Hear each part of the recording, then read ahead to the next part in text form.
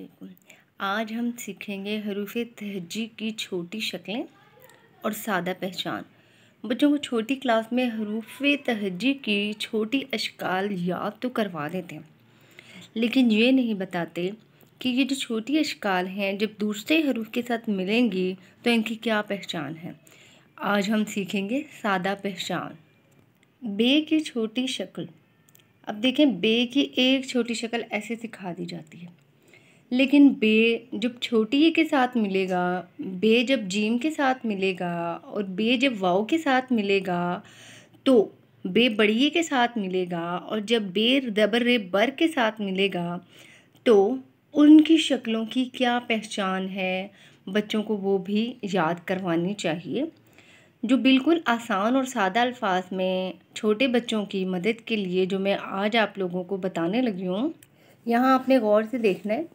ये जो बे है, बे जब अलिफ के साथ मिलता है तो बे ऊपर की तरफ होता है। यहाँ पर बे जब अलिफ के साथ मिलेगा, अब बे है, बे का जो ख़ानदान है पे ते टे से, वो जब भी अलिफ के साथ मिलेगा तो इसका उभार ऊपर की तरफ होगा, आधी शक्ल का उभार ऊपर की तरफ होगा। अब बे जो है वो जब छोटी ए के साथ मिलेगा तो ये वाली गुलाई, ये ऊपर की तरफ उभार और ये गुलाई।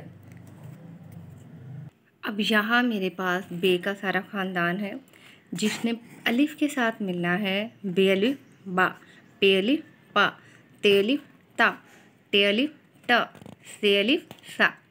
अब जब इसने मिलना है तो हमने बच्चों को याद कराना है, जब इसने अलिफ के साथ मिलना है तो हमने बे की जो आधी शक्ल है वो थोड़ी सी ऊपर की तरफ, जब आधी शक्ल छोटी ए के साथ मिलेगी तब क्या होगा, क्या शेप है, ये ऐसी उभार वाली शेप है। बच्चों को आसान से अपने हाथों से बनाकर, और जब बे छोटी ए बी बनेगा, इसका नुक्ता उसकी छोटी ए के नीचे आएगा।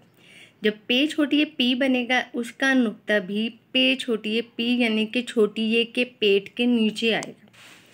जब ते छोटी ए बनता है, क्योंकि ते का नुक्ता हमेशा ऊपर होता है, तो ते का जो गुलाई वाला उभार है उसके ऊपर दो नुक्ते आएंगे।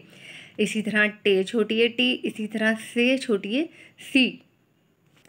अब बे की जो आधी शक्ल है वो जब बड़ी ए के साथ मिलेगी, जैसे कि ये बे है, जब बड़ी ए के साथ उसने मिलना है तो ये अलिफ मद वाला थोड़ा सा उभार आना है। ये बच्चों को याद कराना है। जैसे कि बे है तो जब उसने बड़ी ए के साथ मिलना है तो उसके ऊपर उभार आएगा, जैसे कि बे ये रे बैर, बे ये रे, ये जो उभार आया है ये बड़ी ए, और ये जो है रे, बेरे बैर। जब आधी शक्ल बनेगी तो बे की आधी शक्ल के साथ ये इसका ऊपर की तरफ उभार, ये याद रखना है। बच्चों को याद कराएंगे तो हम बच्चों के बड़े बड़े अल्फाज बनाने में, हरूफ बनाने में आसानी होगी।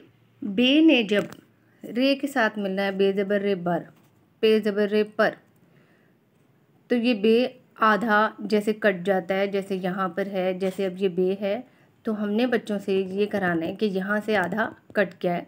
अब इस बे को हम रे के साथ मिलाएंगे, ठीक है। अब इनकी भी मुख्तलिफ मिसालें मैं आपको बता देती हूँ। अब ये जो बे है रे के साथ मिलना है, इसकी जो आधी शक्ल है वो बर के साथ वैसे ही मिल जाएगा।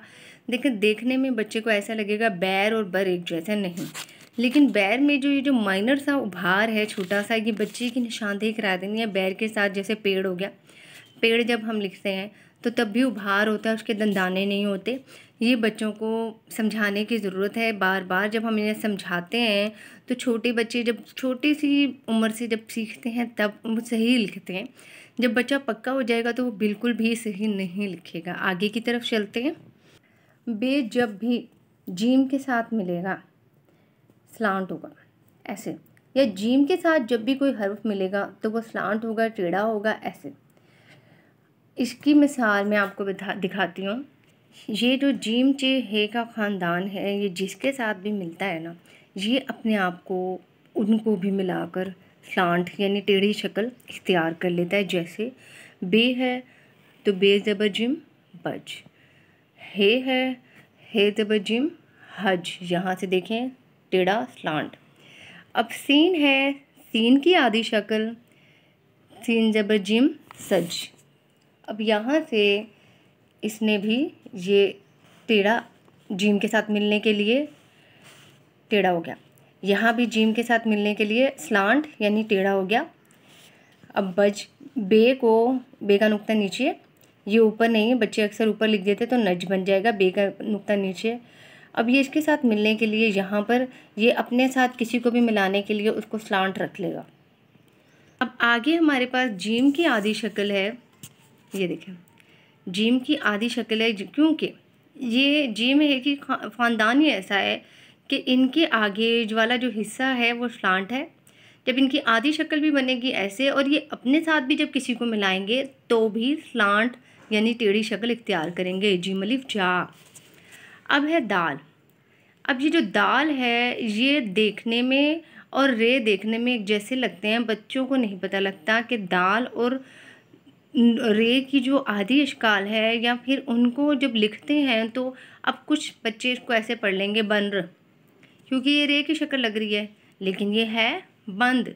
बे ज़बर नून दाल बंद। इसकी क्या पहचान है, बच्चों को इसकी कैसे याद दहानी करानी है। अब हमने अपने बच्चों को आधी शक्ल का दाल के साथ मिलाने का और रे के साथ मिलाने का फ़र्क बताना। बे ज़बर नून दाल बंद, जब नून और दाल जब किसी के साथ मिलेगा लेकिन उसकी शक्ल रे जैसी है, उसकी ये निशानी है कि वो लाइन के ऊपर रहेगा। रे अपने साथ जब किसी भी चीज़ को मिलाएगा तो वह लाइन के नीचे जाएगा। काफ ज़बर रे कर, सीन ज़बर रे सर, ते ज़बर रे तर। मुझे उम्मीद है कि आप अपने बच्चों को दाल और रे की बनावट इसकी रे की लग रही है, लेकिन इसकी निशानी ये लाइन के नीचे नहीं जाएगा, ये अपने लफ्ज़ को वहीं पे ही लाइन के साथ ले के चलेगा और वहीं पे ही पूरा हो जाएगा। लेकिन जो रे है वो अपने साथ मिले हुए लफ्ज़ को नीचे लेके जाएगा। अब यहाँ पर मैं रे बता रही हूँ आपको, मैंने अभी अभी आपको दाल और रे का फ़र्क बताया है। ये जो दाल है अपने साथ लफ्ज़ को लाइन के साथ ही पूरा कर देगा। अब जो रे है ये यहाँ से जिस भी लफ्ज़ को पीछे से लेके आएगा ये उभार और नीचे की तरफ रे। अब जैसे ये फ़े को लेके आ रहा है, फ़े ज़बर रे फ़र। अब ये सीन है, सीन की आधी शक्ल, सीन अलिफ सा। मुझे उम्मीद है दाल और रे में बच्चों को आप फ़र्क बताने के काबिल हो जाएंगे। अब है शीन की आधी शक्ल, शीन अलिफ शा। स्वाद की आधी शक्ल जो है वो ऐसे गुलाई की तरफ करके ये एक दंदाना आता है, स्वाद जिसके साथ भी मिलता है उसमें एक दंदाना आएगा, स्वाद अलिफ सा।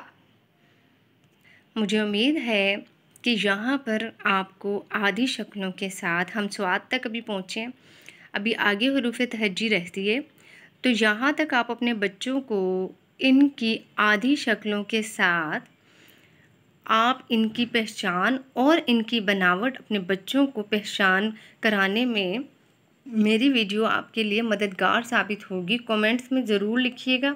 अगली हरूफ तहज्जी जो है मैं मिसालों के साथ आप लोगों को समझाऊंगी। इसकी एक वर्कशीट भी मैं अपलोड करूंगी जो बच्चे को आसानी होगी कि आधी शक्ल को हम कैसे मिला के आगे चल सकते हैं। दुआ में याद रखिएगा, कमेंट्स में ज़रूर लिखिएगा। अल्लाह हाफ़िज़।